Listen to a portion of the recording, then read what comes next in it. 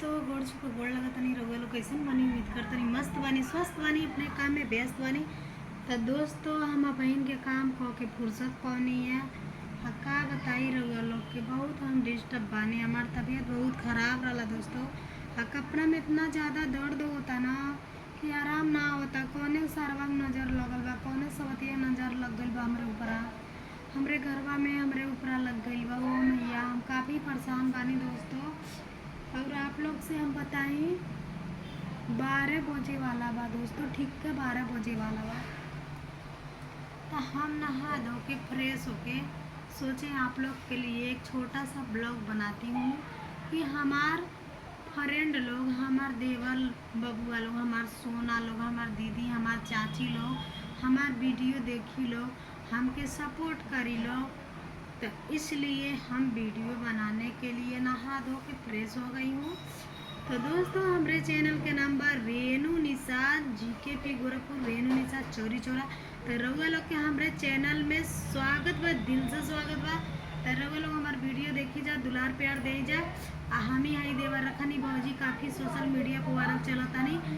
काफ़ी लोग हमें कमेंट ऐसा ऐसा कर रहे हैं दोस्तों ना कि हम क्या बताई, हम तो इतना परेशान हो गए बानी, मगर हम क्या करी होता नहीं। दोस्तों एगो सौतिया एगो सौतावा कहता ना,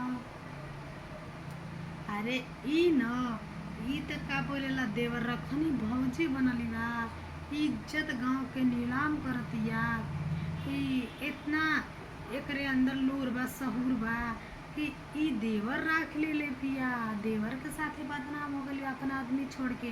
तो हम यह कहल चाहतनी दोस्तों, हम तो देवर रख ले बानी तो बुराई बा। आ जौन चाचा रख लो तरी सब, भाईने रख लो तरी सब, बेटा रख ले तली सब, उनन के कितना बड़ाई बा। भसुर रख ले तली सब, ससुर रख ले तली सब, उनन के कितना बड़ाई बा दोस्तों। आ हम तो मानतनी देवर रख ले बानी तो हमार बेजती बा, हम मुँह देखावे लायक नाई बानी।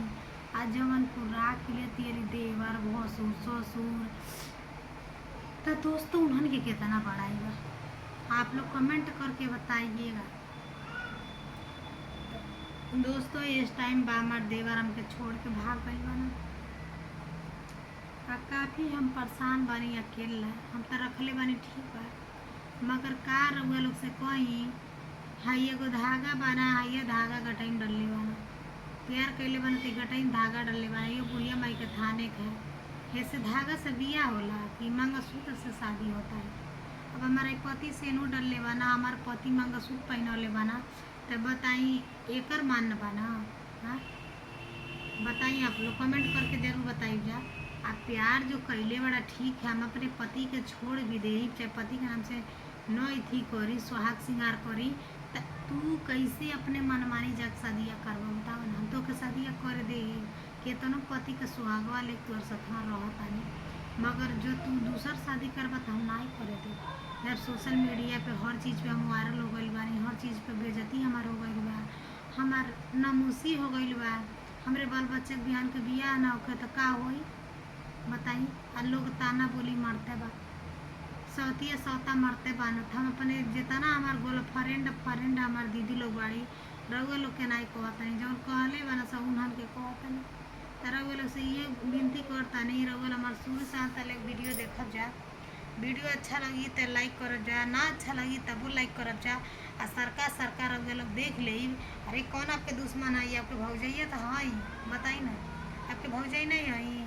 हाँ तो रउआ लोग से ये हम विनती कर जाता नहीं, हमार वीडियो जो अच्छा लगी तो रउआ लोग सरकार देखा में जा, नहीं अच्छा लगी फिर भी सरकार देखा में जा, हम सरकार जाइब जा, देखत जाइब जा।